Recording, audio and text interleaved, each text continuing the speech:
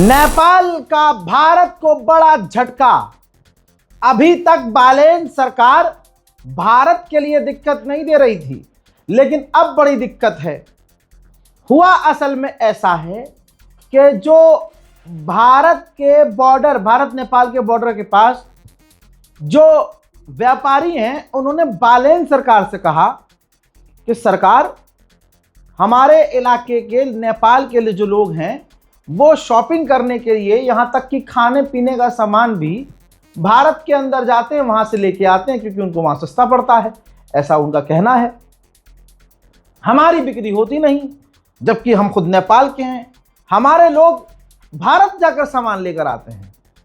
जिसके बाद बालेन सरकार ने कस्टम ड्यूटी लगा दिया और आप हैरत करेंगे कि अब कानून यह बना दिया कि 100 रुपये से ऊपर की कोई चीज़ भारत से नेपाल ले जाई जाती है तो उस पर कस्टम ड्यूटी लग जाएगी।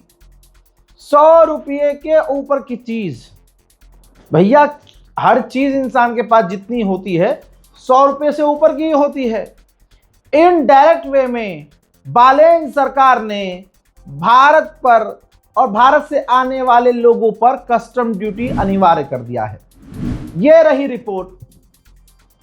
रिपोर्ट के अनुसार अब 100 रुपये से कोई ऊपर सामान लेके आएगा तो कस्टम ड्यूटी देनी पड़ेगी।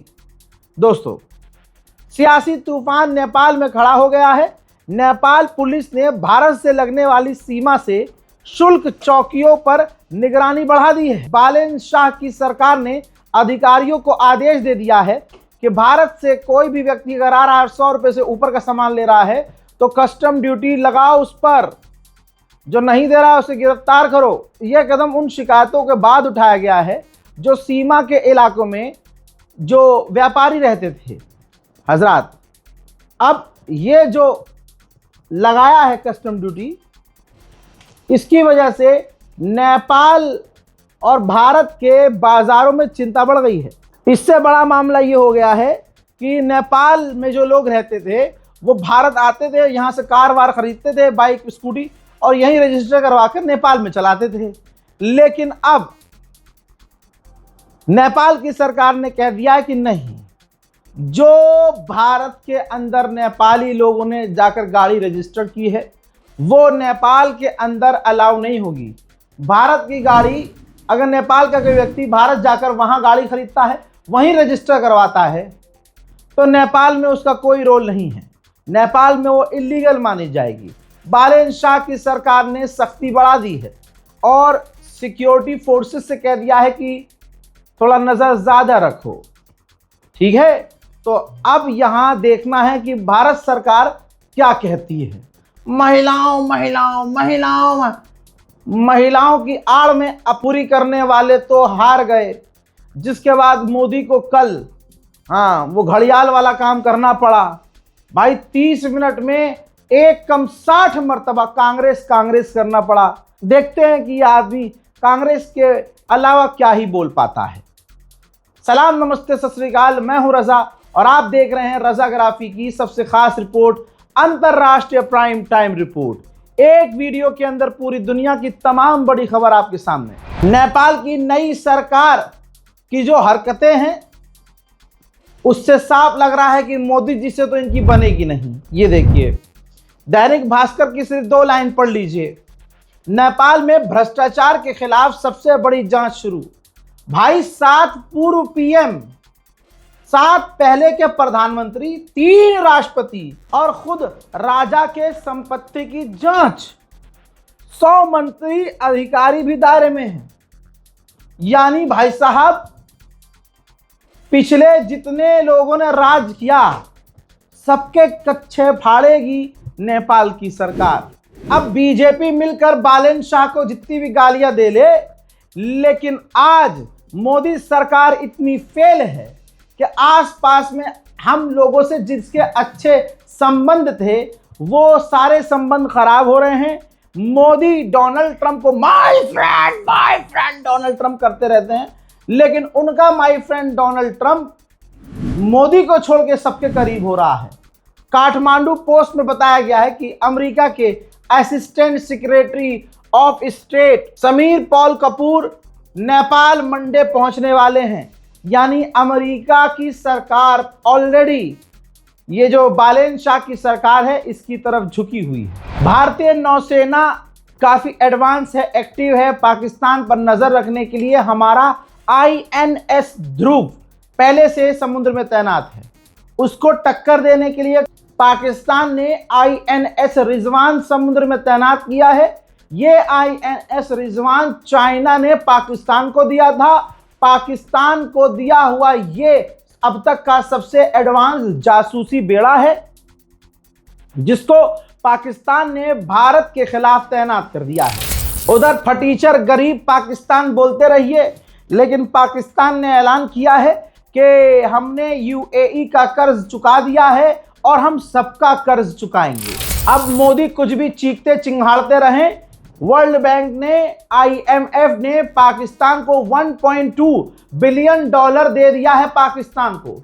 अब मैं भी अगर मोदी जी की जुबान बोलूं कि पाकिस्तान गरीब, पाकिस्तान फटीचर, पाकिस्तान आतंकवादी, पाकिस्तान नल्ला, पाकिस्तान बेरोजगार, पाकिस्तान के लोग गंदे, कुछ भी बोल लूं, लेकिन मेरे पास यह जवाब नहीं होगा जो मोदी के पास भी जवाब नहीं है कि वर्ल्ड बैंक में अगर तुम्हारी इतनी पहुंच है और तुम अगर विश्व गुरु, सो कॉल्ड कद्दू के विश्व गुरु हो, तो भाई साहब IMF को रोको कि इस आतंकवादी देश को तुम फंड क्यों हर बार दे देते हो। इधर तमाम चीजों के बाद एक बड़ा अपडेट आया है जो मैं पिछले कई सालों से चाह रहा था और कई बार ये बात मैं बोल भी रहा था। भारत ने सबसे बड़ा कदम उठाया है, रशिया से सैन्य डील की है, साइन कर लिया है, जिसके तहत अब रशिया की 3000 फौज हमारे यहां तैनात होगी। हमारी भारत की 3000 फौज, 3000 सैनिक रशिया में तैनात होंगे। भारत के 10 फाइटर जेट रशिया में तैनात होंगे। रशिया के 10 फाइटर जेट यहां तैनात होंगे। 5 युद्धपोत भारत के रशिया में तैनात होंगे। रशिया के 5 युद्धपोत यहां तैनात होंगे। यानी जितनी चीजें हम वहां तैनात करेंगे अपनी, उतनी चीजें रशिया हमारे यहां तैनात करेगा। इस तरह से रशिया और भारत की मिलिट्री कॉपरेशन आगे बढ़ेगी। हमारा बेस अब रशिया में होगा, रशिया का बेस अब भारत में होगा। यूक्रेन का नेशनल सिक्योरिटी और डिफेंस काउंसिल हेड, दोनों आदमी एक ही हैं, ठीक है। वो भारत आया हुआ है। हमारे national security and defence council of Ukraine के लीडर ने हमारे NSA अजीत डोभाल से मुलाकात की।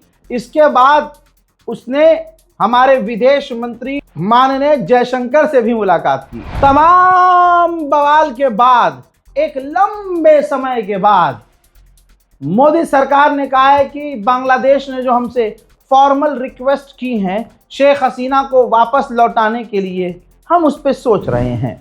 हजरात, क्वाड ग्रुप है एक, और वो ग्रुप चीन के खिलाफ है, और क्वाड ग्रुप का इस वक्त हेड लीड करने वाला भारत है। पहले मोदी सरकार ने सोचा था कि क्वाड देशों में हम दुनिया के तमाम बड़े बड़े देशों के प्रधानमंत्री या राष्ट्रपति को बुलाएंगे, लेकिन क्वाड ग्रुप के अंदर डोनाल्ड ट्रंप नहीं आ रहा है, वो दूर भाग रहा है, क्योंकि उसकी पहले से ही फटी पड़ी है चाइना से। तो वो चाहता नहीं है ट्रंप की सीधा चाइना के खिलाफ कोई मीटिंग हो तो डायरेक्ट मैं उसमें शामिल हूं। तो अब मोदी सरकार के देखिए क्या खेल है। मोदी सरकार ने कहा कि नहीं, अगर ताऊ जी नहीं आ रहे हैं, ट्रंप नहीं आ रहा है, तो किसी देश के प्रधानमंत्री राष्ट्रपति को नहीं बुलाकर हम तमाम देशों के विदेश मंत्री, गृह मंत्री को बुलाकर मीटिंग कर लेंगे। जब ट्रंप नहीं आ रहा है तो क्या फायदा। क्वाड देशों के इस ग्रुप में चाइना नहीं है। खबर ये आ रही है कि इंडियन एयरफोर्स के चीफ पहुंचे थे, कुछ तस्वीरें देखिए, पहुंचे थे अमेरिका और वहां जाकर F-15 उड़ाया है। क्यों उड़ाया है, जाहिर सी बात है, अब इसमें अटकलें ये लगाई जा रही हैं कि हो सकता है कि भारत F-15 खरीद सकता है, लेकिन F-15 हो या F-35, ये वही दोनों जहाज हैं जिसे ईरान ने हाल फिलहाल में मारकर गिराया है। रिपोर्ट फिर से कंफर्म आ रही है, ये रही NDTV वर्ल्ड की रिपोर्ट। बांग्लादेश को भारत ने 5000 टन डीजल दिया है। यह खबर कल छप गई है। 18 अप्रैल को रात 1 बजे रिपोर्ट आई है। NDTV इंडिया है, आपके सामने है, अब आप हिंदुओं का दोगलापन देख लीजिए या सरकार का दोगलापन। किसका दोगलापन है? ये दोनों में से कोई एक ही दोगला है। अब हिंदू संगठन खामोश है कि भाई वह बांग्लादेश हिंदुओं को कत्ल कर रहा था, बांग्लादेश ने हमारे हिंदू भाइयों का नरसंहार किया, वहां नरसंहार हुआ और यहां के हिंदुओं ने मुसलमानों के ऊपर इल्जाम लगाया, मुसलमानों की मॉब लिंचिंग की। शाहरुख खान का गला 1 लाख रुपए में काटने का ऐलान तक किया गया। ये सारी गंदगी सुअर को चूमने वाले उस समुदाय ने सब कुछ करके दिखा दिया था। लेकिन आज उनकी औकात नहीं है कि मोदी सरकार से सवाल करे कि उस बांग्लादेश को आप 5000 टन डीजल क्यों दे रहे हो, जबकि हमारे मुल्क में भी डीजल और पेट्रोल की कमी हो सकती है।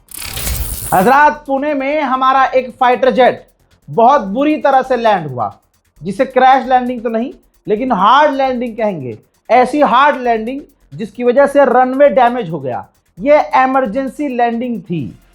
खबर छुपाई जा रही है लेकिन जहां छपी है आपके सामने रख रहा हूं दोस्तों, जिसके बाद पुणे का एयरपोर्ट घंटों तक, लगभग 11 घंटे बंद रहा। 91 फ्लाइट कैंसिल हुई और सुबह तक जाकर फ्लाइट्स नॉर्मल हुई। समझ रहे हैं आप? मेरे दोस्तों, जैसा अमेरिका चाह रहा था और इजराइल जैसा ईरान में करता आ रहा था, मेरे दोस्तों अब वैसा अमेरिका में हो रहा है। अमेरिका की 11वीं न्यूक्लियर साइंटिस्ट जो बहुत टॉप की थी, उससे ऊपर कोई साइंटिस्ट नहीं था, ये समझ लो, ऐसी टीम में थी, वो मारी गई। ये रही रिपोर्ट। भाई नहीं पता कैसे मर गई, लेकिन इसकी मौत के बाद ट्रंप का पेशाब निकल गया है और ट्रंप ने तुरंत जांच के आदेश दिए हैं। अभी 5 दिन पहले अमेरिका का एक और न्यूक्लियर वैज्ञानिक मारा गया था, उसके भी जांच के आदेश दिए हैं। इसे कहते हैं जैसी करनी वैसी भरनी। चाइना अचानक न्यूजीलैंड पर भड़क गया क्योंकि न्यूजीलैंड का जासूसी जहाज चाइना के बिल्कुल करीब आ गया था। अब चाइना भड़का तो न्यूजीलैंड ने सफाई दी कि हम नॉर्थ कोरिया पर नजर रख रहे थे, भाई साहब आपसे हमारा कोई मसला नहीं है। वो भी यूएन ने जो नॉर्थ कोरिया पर पाबंदी लगाई है, वो उन पाबंदियों को मान रहा है कि नहीं, उसको देखने के लिए हमने अपने जासूसी जहाज को वहां भेजा था। इंडोनेशिया के बाली के इलाके में, बाली और लंबुक के इलाके में चाइना का अंडर वाटर मॉनिटरिंग सिस्टम मिला है, यानी जासूसी डिवाइस मिला है। यह है चाइना की हरकत। पूरी दुनिया की जासूसी करने के लिए यह अपने नए नए हरामीपने करता रहता है। फ्रांस को बड़ा झटका है।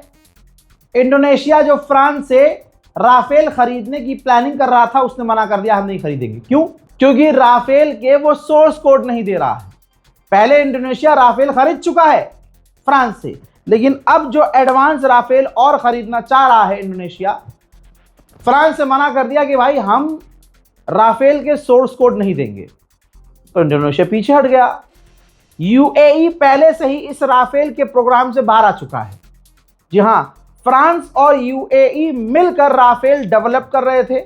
यूएई ये कहकर इस प्रोग्राम से बाहर आ गया कि सारी हरकतें फ्रांस अपनी चला रहा है, अपनी चला रहा है, सिर्फ हमारी मान ही नहीं रहा, तो हम इस प्रोग्राम में नहीं हैं। लेकिन सोचिए, पूरी दुनिया जिस जहाज को खरीदने से पीछे हट रही है, और अगर कोई खरीद रहा है तो कह रहा है कि हमें सोर्स कोड दो ताकि आगे हम अपने मुल्क के हथियार इसके अंदर इंस्टॉल करें, अपने मुल्क के हिसाब से इसको मॉडिफाई कर सकें। मांग बिल्कुल सही है, लेकिन जब ये मांग नहीं मान रहा है फ्रांस, तो कोई देश राफेल खरीद नहीं रहा। लेकिन जिस जहाज को कोई नहीं खरीद रहा है, उसको मोदी सरकार 114 की क्वांटिटी में खरीद रही है। 114 राफेल खरीदने के लिए मोदी सरकार सोच रही है, और अब तक का इंडिया के इतिहास में यह सबसे बड़ा फाइटर जेट का सौदा होगा। आप समझ रहे हो? भाई सही है, क्यों खरीद रही है मोदी सरकार? सीधी बात है, कमीशन लाला, जहां बढ़िया कमीशन मिलेगा वहां से तो बीजेपी खरीदारी करेगी। म्यांमार की टॉप लीडर आंग सान सू की, जिनको म्यांमार में तख्ता पलटने के बाद जेल में डाल दिया था और 27 साल की सजा सुनाई थी, नहीं पता कि टेबल के नीचे क्या डील हुई है, अब वहां की पूर्व लीडर आंग सान सू की को आजाद कर दिया है।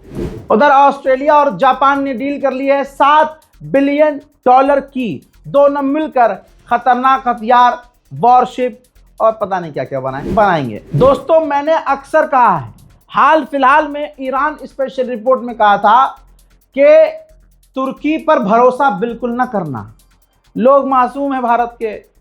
तुर्की कुछ ईरान के सपोर्ट में बयान देता था, लोग पागल हो जाते थे, हाँ तुर्की इजराइल के खिलाफ खतरनाक, भाई बहुत टॉप लेवल का बयान देता है, तो लोग खुश हो जाते हैं, अरे हाँ यार तुर्की।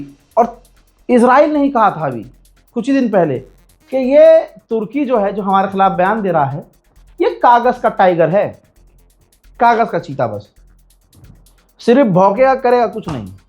यही हकीकत है। और मैंने तभी कहा था कि ये कुछ भी बोल रहे इजराइल के खिलाफ तुर्की, लेकिन अंदर ही अंदर ये इजराइल का साथ देता है, इजराइल के खिलाफ बोलता तो है, लेकिन पीछे से इजराइल से अपने डील चालू रखता है। और मैंने हमेशा कहा है कि तुर्की सिर्फ दिखावे की फौज रखता है, औकात तुर्की की कुछ नहीं है। एक बार फिर से सबूत दूंगा दोस्तों, जहां इजराइल ने कहा था तमाम अरबों को कि स्ट्रेट ऑफ हॉर्मुज को छोड़कर एक दूसरा रास्ता बनाया जाए, गैस पाइपलाइन बनाई जाए और हमारे इजराइल के पोर्ट तक लाया जाए, फिर उसके बाद हमारे पोर्ट से उस गैस को आगे बढ़ाया जाए, तो हमें स्ट्रेट ऑफ हॉर्मुज की ज़रूरत नहीं पड़ेगी। यही बात तुर्की को इजराइल की इतनी अच्छी लगी कि ये रही रिपोर्ट। तुर्की ने अब प्लान दिया है मिडिल ईस्ट के एनर्जी नए रूट का, समझ रहे हो, ईरान के बिना, और ईरान इसमें कुछ नहीं कर पाएगा। तुर्की ने कहा है कि पूरी दुनिया की गैस सप्लाई के लिए आसान तरीका ये है कि पाइपलाइन तुर्की तक बिछाई जाए और हमारे रास्ते से तमाम दुनिया वालों को गैस दी जाए, जिससे हमें स्ट्रेट ऑफ हॉर्मुज की ज़रूरत नहीं पड़ेगी। अब यहाँ पर आप सोच लो कि तुर्की ईरान की तरफ है या इजराइल की तरफ है, बहुत आसान कर दिया है मैंने। चीन ने नाराज़गी जताई है कि जापान का एक डिस्ट्रॉयर युद्धपोत ताइवान के समुद्री इलाके से गुजरा था। चाइना ने कहा कि यह बात हमें जापान की पसंद नहीं आई। हजरात, उधर किम जोंग उंग ने अपने फौज के वो बेड़ा जो तोप चलाती है उसके पास गए, वहां जाकर उन्होंने ड्रिल करवाई। उधर भारत का हाल आपको क्या बताऊं, सब कुछ तो आपको पता है। मुसलमान होना ही सबसे बड़ा जिहाद हो गया है। मुसलमान हक दे तो हिंदू कहें जिहाद, मुसलमान मूत दे तो जिहाद, मुसलमान नौकरी करे तो जिहाद, मुसलमान पढ़ाई करे तो यूपीएससी जिहाद, मुसलमान कुछ भी करे तो जिहाद। हकीकत यह है कि बहुत जल्द मुसलमानों को कहेंगे कि अरे ये तो सांस जिहाद कर रहा है, सांस ले रहा है। हाँ, ये आज के हमारे हिंदू समाज की असलियत हो गई है और इनके अंदर जहर घोला है मोदी सरकार ने, हिंदुत्ववादियों ने। और मैं ये भी नहीं कहता हिंदुत्ववादियों ने, ये गंदे हुए, अपने आप हुए। और आज जब कल तक मुसलमानों के मकानों पर बिल्डोजर चल रहा था तो ये लोग मिठाइयाँ बांट रहे थे। आज जब उनके घर पर भी बिल्डोजर चल रहा है क्योंकि लग गई है आग और आ रहे हैं सभी घर जद में, यहाँ पर सिर्फ मुल्लों का मकान थोड़ी है। तो अब जब इनके घर टूट रहे हैं तो रो रहे हैं। आप जरा बीजेपी कार्यकर्ता को देख लीजिए, ये बुढ़िया बीजेपी की कार्यकर्ता है, शालीमार बाग दिल्ली का ये मामला है। कह रही है कि मैं बीजेपी की कार्यकर्ता हूं और मेरा ही घर तोड़ दिया गया है। घर से नहीं निकलती हूँ, जैसे ऐसे लोग बोल रहे हैं। मेरे घर के सामने जाकर कहते हैं बीजेपी के चमचे बाहर निकलो, बीजेपी के चमचे बाहर निकलो। मैं क्या बोलूं बताओ, घर के सामने, पर लोग को ये पता नहीं कि इनका भी घर जा रहा है। सुन लिया? तो मुसलमानों से यही कहूंगा, कानून को मानिए, दुआ कीजिए कि इसी तरह से कानून के अंतर्गत जिन लोगों ने हमारे मुल्क पर और ज़मीन पर इस तरह से कब्जा किया है और फिर वो सोचते हैं कि बीजेपी को सपोर्ट करेंगे और हमारा घर बच जाएगा, उनकी आंखें ऐसे ही खुलती रहें। उधर पापा से कहा जाता है और फाफा के लिए कहा जाता है कि फाफा वॉर रुकवा देते हैं दूसरे देशों की। दूसरे देशों की वॉर छोड़िए, मणिपुर का हाल देखिए भाई साहब। मणिपुर में हिंसा बढ़ गई है। आप डिजिटल मीडिया, सोशल मीडिया अगर चेक करते हैं तो ऐसी हजारों क्लिप आपके पास आई होंगी जहां मणिपुर में दोबारा से दंगे फसाद, गोलीबारी, बमबारी, आगजनी हो रही है। मजाल है कि अगला आदमी आधे घंटे के लिए जब देश को संबोधित करने आता है, जिसमें एक कम 60 बार कांग्रेस कांग्रेस कांग्रेस कांग्रेस कांग्रेस कांग्रेस कांग्रेस करता है, लेकिन मणिपुर का नाम एक बार भी नहीं ले पाता है। ऐसा लगता है कि उसकी नजर में मणिपुर इस देश का हिस्सा है ही नहीं। चलिए मैं आपको देश की हकीकत दिखाता हूं, जरा ध्यान से देखिए। भाई साहब चीफ मिनिस्टर बन गए हैं बिहार के। इनकी जो असिस्टेंट है वो IAS ऑफिसर है। उनके जो एडवाइजर हैं वो CA हैं, चार्टर्ड अकाउंट। और इनका जो पियोन है, चौकीदार, वो ग्रेजुएट है। बट जो खुद चीफ मिनिस्टर हैं वो जाहिल हैं। मुबारक हो दोस्तों, ये है हमारा भारत वर्ष। बीजेपी पार्टी खुद देश के लिए, और खासकर ये बीजेपी के नेता और उनके नेताओं के बच्चे हैं, महिलाओं के लिए कितने गंदे और खतरनाक है आप सोच नहीं सकते। मुजफ्फरनगर में मां और बेटी अपने घर के बाहर खड़ी थी। बीजेपी के नेता के बेटे वो आए शराब के नशे में और मां के सामने बेटी से गंदी बातें करने लगे। अब मामला यूं बढ़ गया क्योंकि ये पूर्व बीजेपी का मिनिस्टर आर्यमान है, ठीक है। दूसरा है शौर्य गुप्ता। आर्यमान का बाप सुधीर बालियान जो बीजेपी का MLA और कैबिनेट मिनिस्टर रह चुका है, ये सोचता है कि बीजेपी का लाइसेंस है तो मैं महिला को आराम से छेड़ूंगा। घमंड, नशा और बीजेपी के पद पर होकर जो पूरी सरकार को ठप कर, देश को लूट कर पैसा घर के अंदर दबाया और उस पैसे से आगे की जिंदगी अय्याशी में गुजारने की जो प्लानिंग है उसका ये एक हिस्सा था। मैं वो कन्वर्सेशन नहीं सुनाऊंगा। बेटी ने वीडियो बनाया और सोशल मीडिया पर पोस्ट कर दिया। सोशल मीडिया पर पोस्ट करने का नतीजा ये हुआ कि सवाल हुए। सवाल के बाद एक तस्वीर आती है और दिखाया जाता है कि आर्यमान जो बीजेपी का मिनिस्टर का बेटा है अपने दोस्त शौर्य गुप्ता के साथ गिरफ्तार हुआ है। 12 बजे दोपहर में उसे कस्टडी में लिया गया। 2 बजे दोपहर में कोर्ट ले जाया गया और 3:30 बजे उसे बेल मिल गई। कुछ कहो ना कहो, ये तो भाई साहब ये ही पार्टी नारी सम्मान, महिलाओं की बात करने वाली है। फर्जी। आप खुद सुनिए माँ और बेटी क्या कह रही हैं। और आज सोचिए वो जेल से जब बाहर हैं, जेल तो गया ही नहीं, कोर्ट गया, कोर्ट से बाहर बेल मिल गई। अब आप जरा ये सोचिएगा कि इनकी जिंदगी को कितना बड़ा खतरा होगा। खबर कुछ दिन बाद दब जाएगी और फिर वो बीजेपी के नेता के बेटे इन माँ बेटियों को कहाँ गायब कर देंगे या कुछ भी कर सकते हैं। इसकी जिम्मेदारी किसी की नहीं है। और 2 लड़के आए, पहले आके देख के गए, फिर दोबारा फिर से आए। मुझे कहने लगे क्या रेट है। मैंने कहा मतलब। फिर कहने लगे कि कहाँ से है तू। मैंने कहा ये मेरा घर है, मेरी मम्मी है, मैं उनके साथ खड़ी हूँ। क्यों खड़ी है? मैंने कहा मेरा घर है, मैं खड़ी होंगी। कह रहे तो हमारे साथ हमारे पीछे बैठ के चल। मैंने कहा मैं क्यों जाऊँ? कह रहा तो फिर हम तेरे घर के अंदर चल रहे। मैंने कहा आप मेरे घर के अंदर क्यों जाओगे और आप कौन हो? तो बदतमीजी करने लगे, बहुत गंदी गंदी गाली देने लगे जो मैं इसमें बता भी नहीं सकती। फिर और ज़्यादा तेज बोलने लगे। मैंने अपने भाई को बुलाया, इतना बदतमीजी करके ऐसे धक्का सा देके भाग गए। उसके बाद पुलिस आई, पुलिस ने। दूसरी तरफ TCS का मामला तो बहुत छोटा है। गोदी मीडिया और उनमें काम करने वाली जहरीली नागिन वो 48 घंटे इसी में लगाती हैं कि कोई मुसलमानों के खिलाफ खबर मिल जाए। जब इनके बाप भाई मोदी का कातिल निकलते हैं, उनके कत्ल का प्लान करने वाले निकलते हैं तिवारी, तो भाई ये खबर कोई एंकराइन और ये जितने भी सुअर के झुंड हैं, ये जानवरों की जो नस्लें बैठी हुई हैं, ये नफरत की पैदावार और क्या कहूँ गंदगी का अंबार ये जो है, ये कभी भी हक बयानी नहीं करते। कि हाँ भाई, मोदी को मारने का प्लान बनाने वाला वो ऊंची जाति का तिवारी जो अब गिरफ्तार है, जिसने प्लानिंग करके CIA को मेल किया था, खबर गायब है।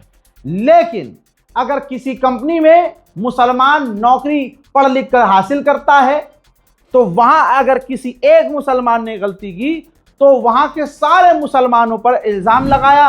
TCS केस भी एजेंडा निकला है, देश में नफरत फैलाने वाला एजेंडा। नरेंद्र नाथ मिश्रा जो सीनियर पत्रकार हैं उन्होंने कंफर्म किया है।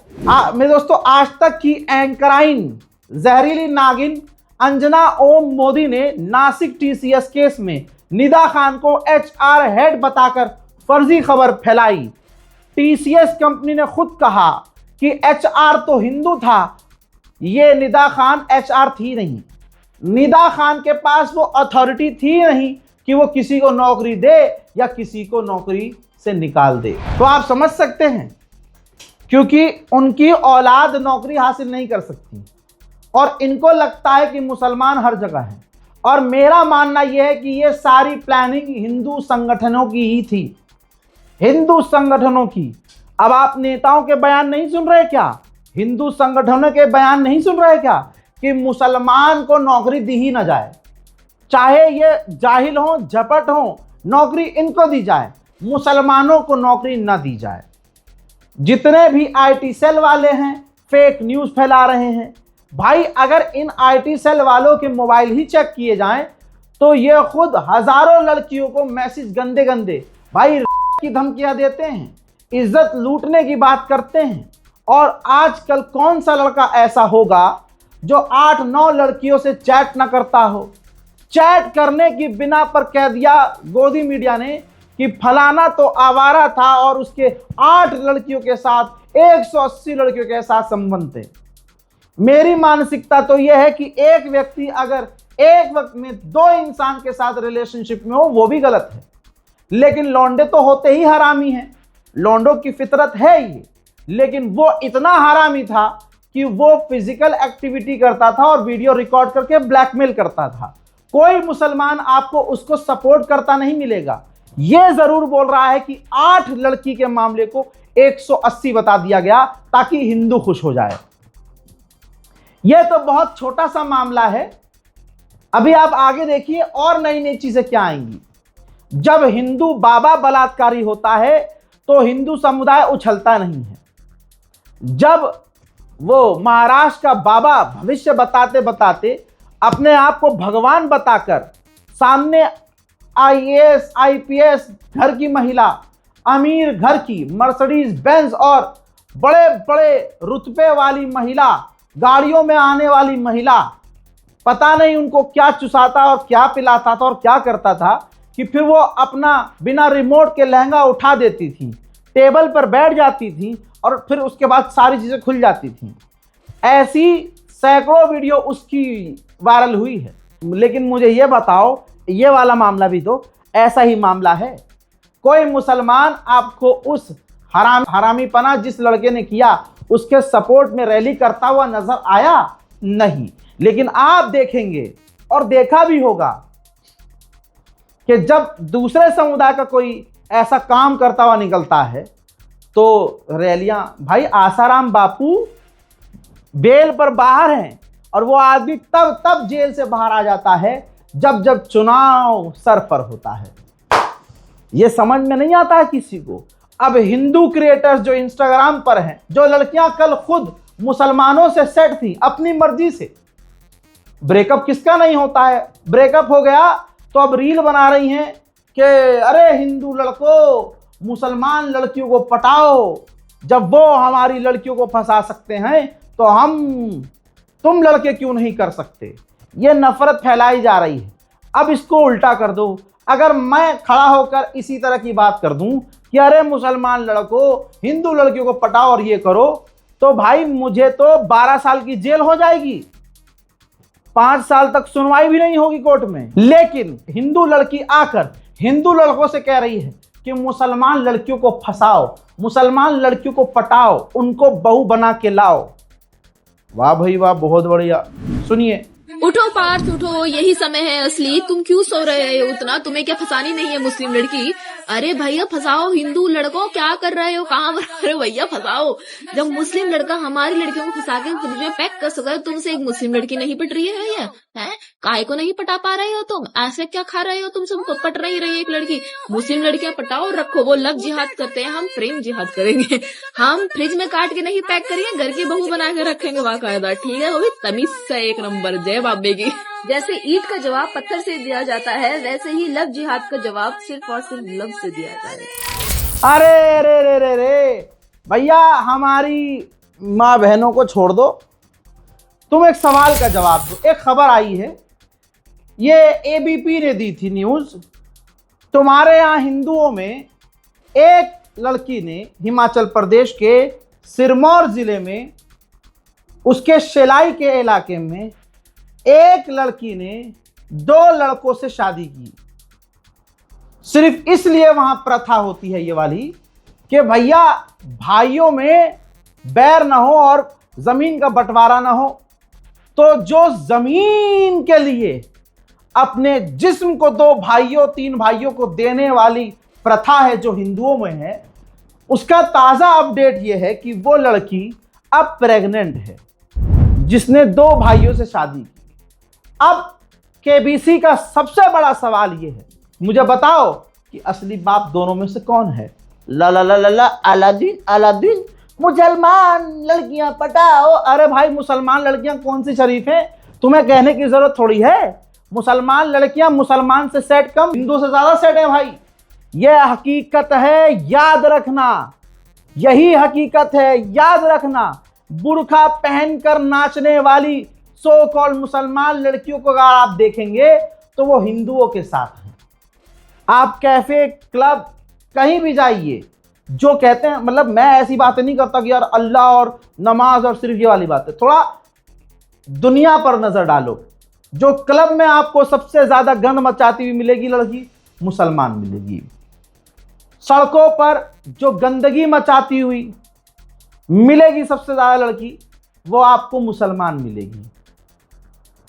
घर से बुरखे में निकलकर जो मेट्रो तक जाकर बुरखा उतार कर जो अंदर से खुली हुई आइसक्रीम निकलेगी नंगी, वो मुसलमान निकलेगी। आप समझ रहे हो? और अगर आप किसी मुसलमान को बहन कह के समझाओगे ना कि बहन ये क्या कर रही हो तुम, ये कैसी पोस्ट कर रही हो, ये क्या अपने ब्रेस्ट दिखा रही हो, ये क्या तुम इससे क्या होगा, अपना नाम चेंज कर लो या कम से कम मुस्लिम ना, तो वो सामने से सीधा माँ बहन की गाली बकेगी। आज की मुस्लिम लड़की ये है। और आप रिकॉर्ड उठाकर देख लीजिए, जिन मुसलमान लड़कियों ने अपने माँ बाप का दिल दुखाकर, कौम को धोखा देकर, अपने ईमान को बेचकर हिंदू लड़कों से शादियां की हैं, आप उसके बाद की अपडेट ले लीजिए उनसे। खून के आंसू वो रोई हैं और रो रही हैं। बस मैं इतना ही कहूंगा, अंतरराष्ट्रीय प्राइम टाइम में नेशनल प्राइम टाइम के मसाले के साथ आज के लिए इतना ही। जय हिंद।